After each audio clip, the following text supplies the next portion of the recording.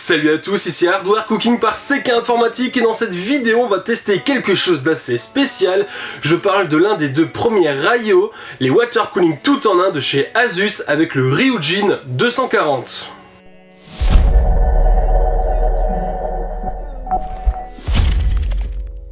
L'Asus ROG Ryujin 240 est un water cooling tout en un qui vient de chez Asus et qui propose deux fonctionnalités intéressantes qui va le démarquer de ses concurrents. Alors premièrement, ce kit va être livré avec deux ventilateurs Noctua Industrial PPC, donc de très bons ventilateurs, pas de LED ici, mais aussi on va retrouver dans le bloc pompe Waterblock un ventilateur de 60 mm qui va tourner afin d'aider à refroidir les composants autour du socket. Ce kit est vendu à un prix conseillé de 209 €, ce qui n'est pas rien pour un kit 240 mm je le rappelle. Nous avons aussi une version en 360 mm qui sera vendue elle à 259 €. Nous avons également une fonctionnalité particulièrement intéressante et pratique ici, c'est un petit écran Live Dash OLED de 1,77 pouces sur le bloc. Cet écran va nous permettre d'afficher bien des choses comme la fréquence du CPU mais aussi la température, les tensions, la vitesse des ventilateurs et bien d'autres choses. Avant de passer aux caractéristiques techniques et aux benchmarks, je vous propose de faire un tour de la boîte et du bundle. D'un ton bicolore noir et rouge, la boîte reprend le design tant apprécié d'Asus, accompagné du logo Noctua ainsi que de la référence de leur ventilateur. Sur l'avant, nous aurons la référence du produit accompagnée de la photo du bloc, et c'est sur l'arrière que nous aurons les caractéristiques techniques et fonctionnalités de cette AIO. Au niveau du bundle, on va retrouver les deux ventilateurs Noctua Industrial PPC 2000 PWM, un sachet contenant toute la visserie pour socket AMD et Intel ainsi que la backplate, un petit guide d'installation et bien sûr le Ryujin, un bundle qui se contente donc du minimum. Visuellement, nous sommes sur quelque chose qui sort vraiment de l'ordinaire. On aimera ou on n'aimera pas, à la rédaction nous sommes divisés. Nous avons une forme géométrique avec un renfoncement sur la droite au niveau des tuyaux. La partie visible est en fait un cache aimanté avec une très belle finition miroir. Derrière ce cache se trouve le bloc qui n'est pas très beau mais il n'est pas là pour être beau, mais pour afficher l'écran OLED de 1,77 pouces, la bande RGB et bien sûr protéger la pompe ainsi qu'un ventilateur de 60 mm. En revanche, nous avons rencontré un gros point noir avec cette finition miroir. Nous avons souhaité retirer quelques poussières et une petite trace de doigt avec notre microfibre. Et là, le drame des micro-rayures. Micro oui et non parce que ça se voit quand même pas mal. En effet, la matière va non seulement marquer très vite mais se raye particulièrement facilement. Nous aurions par conséquent apprécié un bout de tissu spécial pour nettoyer cette surface sans risquer de l'endommager. Le tout, une fois installé, est plutôt imposant comme vous pouvez le voir puisque nous ne voyons même plus les 4 vis du système de fixation. Asus utilise une fois encore son écran OLED sur cette AIO, nous le retrouvons également sur la carte mère Asus ROG Maximus 11 Formula ainsi que l'alimentation Asus ROG Thor. Elle permettra d'afficher diverses informations comme la fréquence du CPU, la température, mais affiche une valeur plus basse que la température réelle pour l'instant, ou encore du texte et logo de notre choix. Enfin, la cold plate est en cuivre avec une pâte thermique pré-appliquée et une protection plastique rigide à retirer. Quant au radiateur, nous avons ici un modèle 240 mm, ni logo ni trace d'une marque, nous trouvons juste des rivets sur la tranche. Ici, nous montons cette AIO Ryujin 240 sur notre carte mère Asus ROG Z370F Gaming qui est au socket 1151. L'installation de cette AIO est vraiment très simple puisqu'il bénéficie d'une base Aztec assez répandue. Comme bien souvent, il nous faudra d'abord placer la backplate à l'arrière de la carte mère. Une fois la backplate placée, il faut passer les 4 entretoises autour du socket.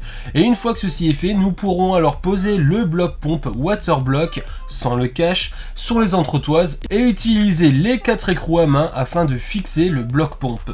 Il nous restera alors plus qu'à refixer le cache, très simple également puisque ce cache est aimanté, il suffit de tirer pour l'enlever et le poser pour qu'il se replace tout seul. Comme vous pouvez le constater, l'installation est très simple. Ensuite, il faut brancher tous ces câbles et c'est là que le bas blesse puisque nous avons plusieurs câbles relativement épais et il ne sera pas facile de cacher proprement tout ça. Commençons par brancher l'USB pour pouvoir ensuite jouer avec l'écran OLED. Ensuite, branchons la pompe sur notre prise IO pompe de notre carte mère. Un dernier câble sort du bloc avec deux prises pour y brancher les deux ventilateurs Noctua. Ici, nous avons préféré ne pas l'utiliser et les brancher directement via notre splitter sur notre port CPU fan. N'oublions pas bien sûr l'alimentation SATA qui va alimenter l'écran OLED. Pour réaliser nos relevés de température sur cette Aio Ryujin 240, nous attendons tout d'abord que la température de l'eau se stabilise. Pour la température moyenne en idle, nous prenons la moyenne sur 5 minutes. Quant au stress test, il s'agit ici du Lean Pack de OCCT qui va tourner pendant une durée de 20 minutes, à l'issue de quoi nous relevons la température maximale atteinte ainsi que la température moyenne. La température est relevée à l'aide du logiciel HW Info. Notre processeur Intel Core i7 8700K est dans un premier temps à fréquence d'origine puis sera légèrement haussé. Du fait de la spécificité technique de cette Aio qui dispose également d'un ventilateur dans le bloc pompe waterblock, nous avons décidé de faire suivre la vitesse de rotation de celui-ci au même pourcentage que les deux ventilateurs du CPU fan. Donc à 100% nous aurons les deux ventilateurs Noctua, mais aussi le petit fan du waterblock qui tourneront à 100%. Nous avons réussi à tenir une température oscillant autour des 22 degrés dans la pièce. Avec la ventilation à 100%, nous avons atteint un pic à 69 degrés. Ce pic atteint les 72 degrés en mode PWM et à 50% de vitesse des ventilateurs. Les moyennes de température vont de 53 à 59 degrés. Avec notre profil d'overclocking chargé passant notre processeur à 5 GHz avec une tension à 1,30 volts, nous passons à des pics atteignant les 81 degrés. Globalement, on prend une dizaine de degrés supplémentaires sur les pics. Enfin, pour comparer ces résultats à un autre Aio, nous avons calculé le delta T à des vitesses de 100%, 75%, 50% et en mode PWM sur nos kits. Notez bien que oui, il y a des écarts significatifs entre certains blocs, mais n'oubliez pas que tous les ventilateurs ne sont pas forcément à la même vitesse à 100%.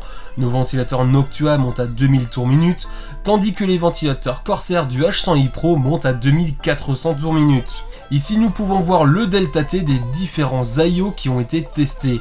Pour permettre de les comparer véritablement, ils ont tous été réglés à 1500 tours minute. Nous constatons que le water cooling Ryujin 240 s'en sort à la première place dans sa catégorie de 240 mm, étant donné que l'Aio Thermaltake est un radiateur 360 mm. Pour conclure ce test, cette Aio Ryujin 240 nous plaît vraiment. De bonnes performances, un design à couper le souffle, un écran OLED magnifique. On apprécie également la présence de deux excellents ventilateurs venus tout droit de chez Noctua, les industriels PPC en 2000 tours minute. On regrettera seulement 2 points avec notamment la finition miroir qui va se rayer avec pas grand chose. Alors Asus, je sais que tu vas regarder cette vidéo, rajoute un petit bout de tissu spécial dans le bundle et ce sera parfait. Deuxième point à améliorer, comme je l'ai dit tout à l'heure, nous avons un petit ventilateur intégré dans le bloc pompe waterblock avec des ouvertures autour afin de créer un flux d'air pour refroidir les VRM et un éventuel SSD au format M2 juste en dessous. En pratique, le flux d'air se sent vraiment pas beaucoup, donc voilà, peut-être créer un meilleur flux d'air. Cette vidéo est maintenant terminée. Comme d'habitude, vous pouvez retrouver notre test complet accompagné d'une énorme galerie photo et bien plus encore sur notre site www.hardwarecooking.fr. Si vous avez apprécié cette vidéo, abonnez-vous, c'est gratuit, ça fait plaisir. Mettez un commentaire, un pouce en l'air. Sur ce, je vous dis à bientôt pour une prochaine vidéo.